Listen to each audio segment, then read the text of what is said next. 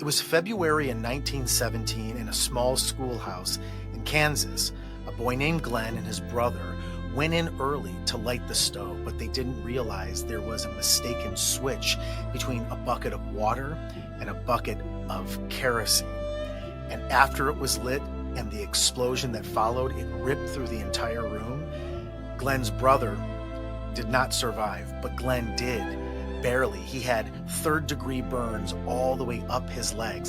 His legs were nearly unrecognizable. The doctors told his parents, "This boy will never walk again." Glenn and his family were despondent, just like anybody would be.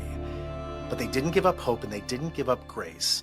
Glenn's mother would bandage him every single day, and Glenn's father would slowly pick him up and bring him outside and let the sun rays hit his son.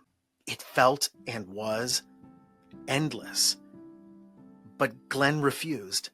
He refused to listen to what the doctor said. He said, "You know what? If they say I can't walk, then fine, but I can still drag myself.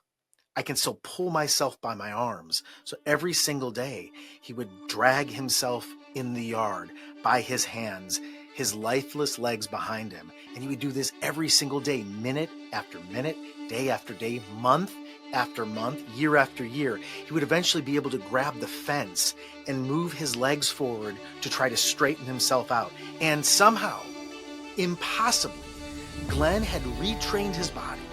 He had retrained his body to stand, and then he retrained his body to walk. But more than that, he retrained his body to jog.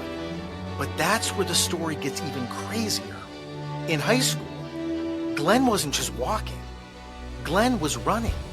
In fact, Glenn was outrunning everyone. So much so, and this is unbelievable, that in 1934, Glenn broke the world record for running the mile. He ran it in 4 minutes and 6.7 seconds.